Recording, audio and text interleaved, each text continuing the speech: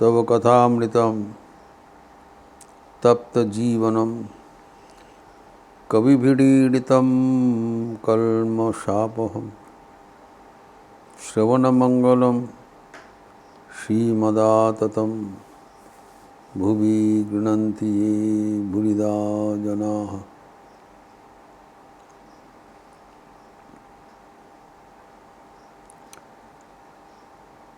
समाधि षट संपत्ति का बात चल रहा था।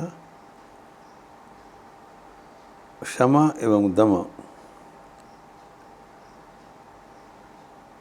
क्षमा अंतरिंद्रिया मन का नियंत्रण, दम बहिरिंद्रिया ज्ञानेन्द्रिया कर्मेंद्रिया को नियंत्रण। हम देखें कि सिर्फ बहिरिंद्रिया का नियंत्रण करना संभव नहीं है, और सिर्फ मन को नियंत्रण करना भी पहुँच के बाहर हो जाता है। जो भगवद गीता में कहा है, इंद्रियाणि प्रमाथिनी प्रसवम। तो ये जो मथनशील इंद्रिया है, हरंती प्रसव मन, जबरदस्त करके मन को हरण कर ले जाता है।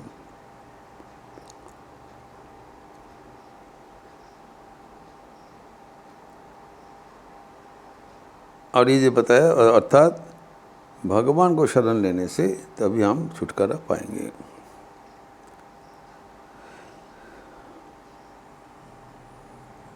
क्योंकि जिसका इंद्रिया वश में है वही उसका प्रज्ञा प्रतिष्ठित होगा।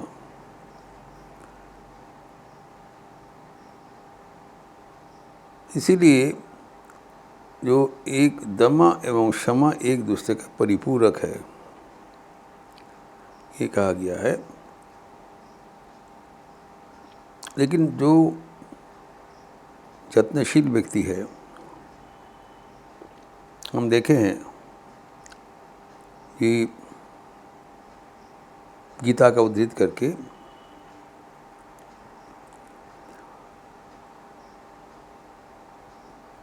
जी विवेकी यत्नशील साधकों का मन विचलित हो जाता है। कारण मन या इंद्रियां इसको अतिक्रम कर लेते हैं। इसलिए इसके साथ तृतीय साधन का उल्लेख हुआ है। यद्यपि क्षमा दम एक दूसरे का परिपूरक है, लेकिन तथापि कभी कभी हमारा मन विचलित हो जाते हैं। विचलित मन को पटरी में लाने के लिए, to put it back to the track, उपरिति का साधन का निर्देशित हुआ है। उपरिति के संपर्क में जो वेदांतसार ग्रंथ में 121 वर्ष में कहते हैं,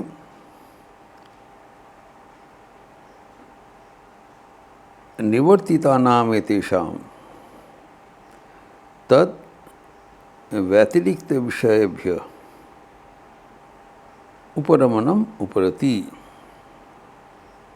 ये एक उपरति का अर्थ हुआ, और दूसरा भी एक संज्ञा दिया है, अथवा विहितानाम कर्मणाम विधिना परित्यागः। दो किस्म का अर्थ दिया है। तो पहले बताया कि निवर्तितानाम एतेषां मतलब ये जो इंद्रियां हैं, एतेषां जिसको हम निग्रह करने चाहते हैं, तो ये तो हमारा वश में है। लेकिन जब कभी कभी चूक हो जाता है, तब उसको फिर पकड़ के अपने ट्रैक में लाना, इसी को उपरति कहलाता है। उपरति का एक अन्य अर्थ है, वो भी बाद में चर्चा करेंगे, लेकिन इस सरल अर्थ में कहते हैं विषय चिंता नहीं करना। जितना भी हम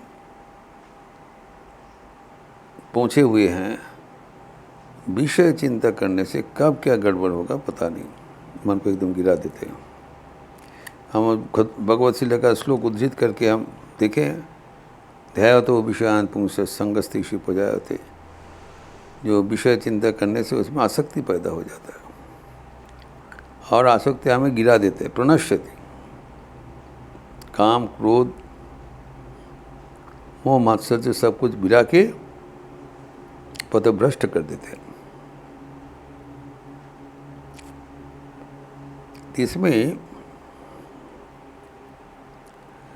स्वामी विवेकानंद एक उदाहरण देके हमने डिटेल्स विस्तृत समझाया उनकी किताबों में, तो राजयोग में एवं अन्यत्र कैसे हमारा मनोविज्ञान कर्मरत है।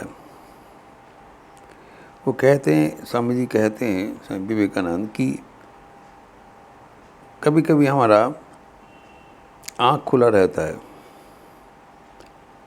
लेकिन हम देख नहीं पाते हैं। आँख खुला है मतलब हमारे जो बहिर्इंद्रियाँ वो सक्रिय है, लेकिन हमारे जो ब्रेन में जो मोटर नर्व है, अगर वो इसके साथ युक्त ना रहे तब हम देख नहीं पाएंगे। तो हमारे जो चक्षु, ये देखने के लिए एक यंत्र मात्र है, लेकिन सिर्फ चक्षु रहने से हम देख नहीं पाएंगे। चक्षु के साथ हमारा ब्रेन में जो कोरेस्पॉन्डिंग सेंटर है उसका युक्ति होना चाहिए, एवं मानसिक एक्शन भी होना चाहिए। बुद्धि, निर्णय, चिंतन, अहंकार सब कुछ जुड़े रहना चाहिए, नहीं तो हमारा परसेप्शन कंप्लीट नहीं होगा। तो अभी जो कभी कभी हम देखते हैं कि अस्पताल में ब्रेन डेथ हो गया, अर्थात व्यक्ति जीवित है, उनकी आँख कान सब कुछ खुला है, लेकिन ड्यू टू न्यूरोलॉजिकल ऑर्डर आँख देख रहे हैं लेकिन उसके रजिस्टर नहीं कर पाते, बोल भी नहीं पाते, इज डेज्ड। देख रहे हैं लेकिन वो पहचान नहीं पाएगा। तो ये जो शरीर का जो विचित्र अनुभूति है, we can not ignore it. तो स्वामी जी कहते हैं इसे हमें समझना चाहिए कि हमारे जो बहिर्इंद्रियाँ हैं एवं भीतर में जो अंतर इंद्रियाँ हैं एवं मन से दोनों का, मन इसके साथ इन्वॉल्व है, सब मिला के हमारे परसेप्शन होता है। और मन जब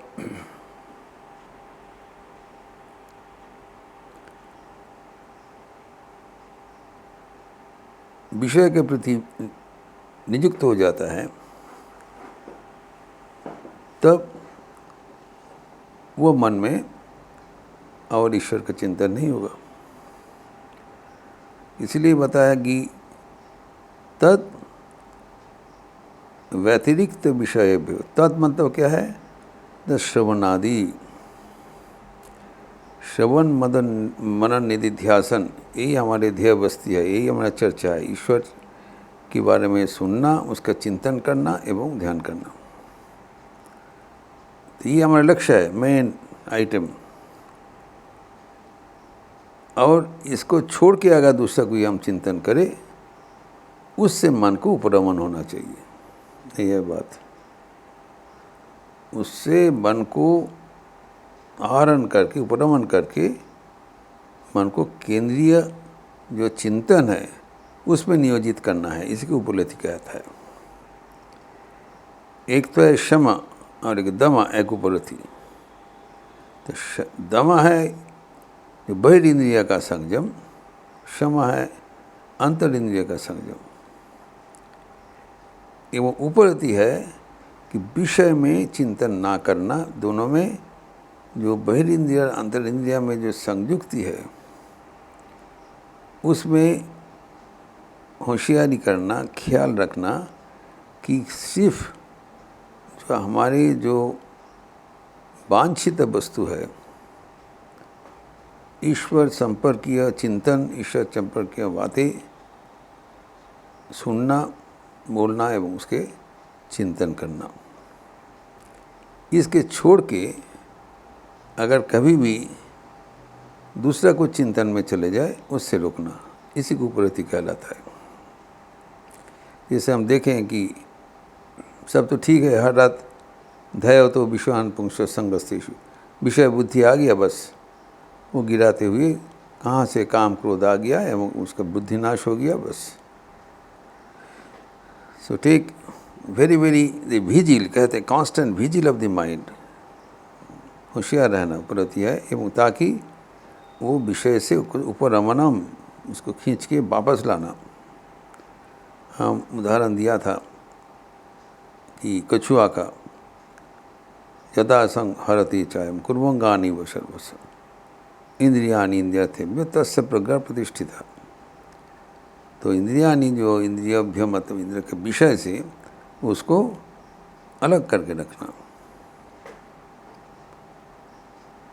तभी हमारा मन ईश्वर केंद्रित हो पाएगा।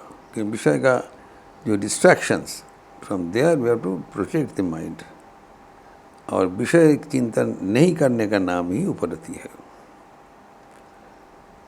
इसमें जो उपरति का जो द्वितीय अर्थ यहाँ पर दिया है उसके बारे में विस्तृत चर्चा हम अगले दिन करेंगे। ओम शांति शांति शांति। हरि ओम तत्सत। श्री राम कृष्णार्पणमस्तु।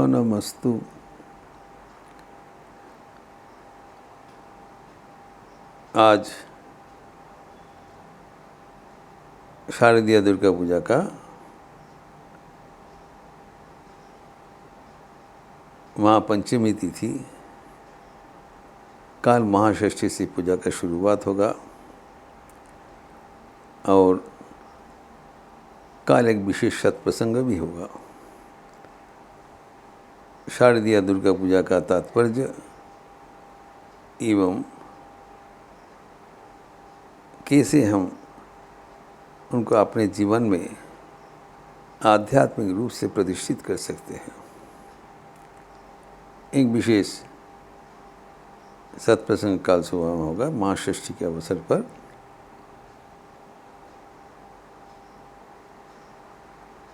और उसके आगे दुर्गा पूजा का शुरुआत है। और तो आज के जो अवशिष्ट विषय रहा, जो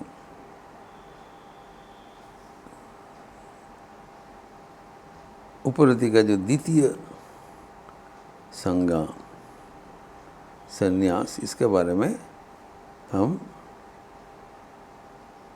परवर्ती दिन हम चर्चा करेंगे, महासप्तमी के दिन। आप लोग अच्छे रहिए, स्वस्थ रहिए, आनंद में रहिए। नमस्कार।